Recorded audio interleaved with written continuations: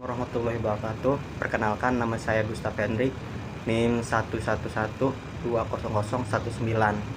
Baik, saya akan menjelaskan tentang siklus hidup sistem atau disebut dengan sistem life cycle. SCL adalah proses evolusi yang diikuti dalam penerapan sistem atau subsistem informasi berbasis komputer. SCL sering disebut dengan pendekatan air terjun water approach.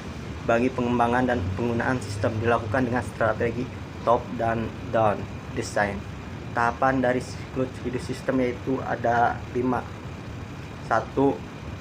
Perencanaan, tahap perencanaan. 2. Tahap analisis. 3. Tahap rancangan. 4. Tahap penerapan. Dan 5. Tahap penggunaan. Siklus hidup sistem yang pertama dikelola atau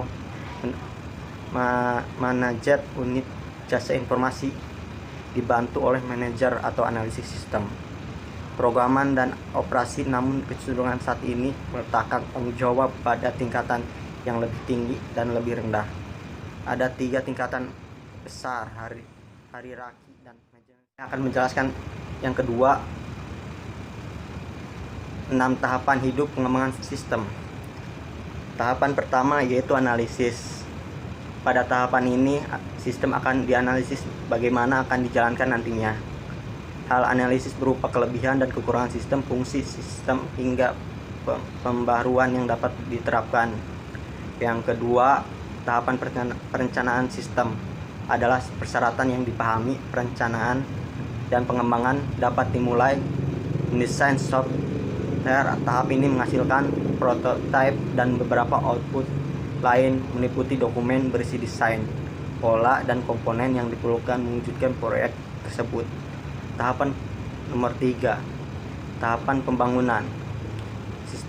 Sistem pembangunan atau sistem pembangunan sistem ialah di mana mulai dikerjakan, dibuat, atau diimplementasikan menjadi sistem yang utuh, dapat digunakan jika diibaratkan bangunan. Tahap ini merupakan tahap membangun. Yang keempat, tahap pengujian sistem. Sudah sistem selesai dikembangkan, sistem harus mulai pengujian.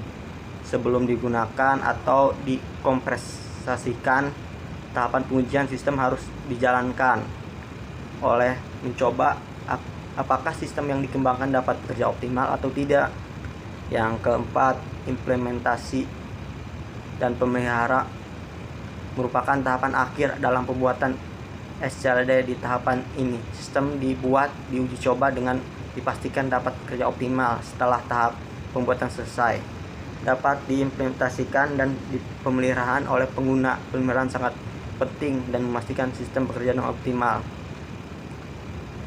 Yang kelima, pemeliharaan sistem yang sudah dibuat sangat penting untuk referensi di kemudian hari.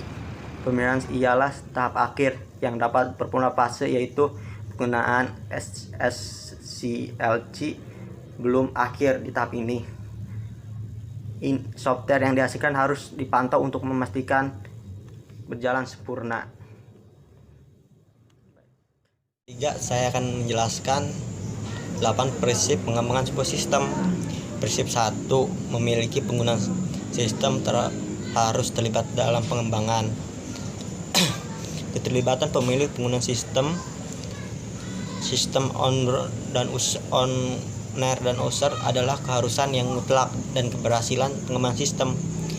Yang prinsip kedua, menggunakan pendekatan pemecahan masalah. Metodologi yang digunakan dalam pengembangan sistem berbasis pendekatan bagaimana memecahkan sebuah masalah. Atau contohnya langkah-langkah. 1. Langkah-langkah klasik pemecahan masalah adalah sebagai berikut. 1. Pelajari dan memahami masalah, open trade dan derivative atau kontak saham. Yang kedua, definisi kriteria ukuran solusi yang sesuai.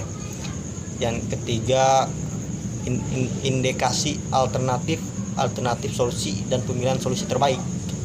Yang keempat, desain atau implementasi solusi. Yang kelima, operasi evaluasi dampak dari solusi menggunakan solusi yang diperlukan. Dan nomor 6, kecenderungan melewati langkah-langkah atau melakukan kurang sesak mah. Prinsip keempat, tetapkan standar untuk pengembangan dan dokumentasi yang konsisten, atau ialah standar mengembangkan sistem umumnya menjelaskan tentang aktivitas, tanggung jawab, petunjuk, dan kebutuhan pendokumentasian dan memberikan kualitas. Yang kelima, prinsip kelima, justifikasi sistem sebagai investasi. Sistem informasi adalah sebuah investasi. Contohnya sebuah investasi. Prinsip yang keenam tuh jangan takut membatalkan atau merubah lingkup pekerjaan. Keuntungan yang diperoleh dengan melakukan penahapan pekerjaan pengembangan atau diperoleh kesempatan untuk melakukan regulasi fasilitas dan proyek pengembangan tersebut. Prinsip ketujuh, rincikan sistem menjadi potongan kecil. Semua sistem merupakan bagian dari sistem lebih besar atau disebut super system.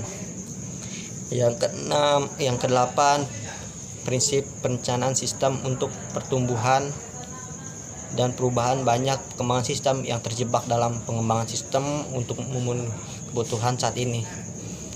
Baik, terima kasih. Assalamualaikum warahmatullahi wabarakatuh.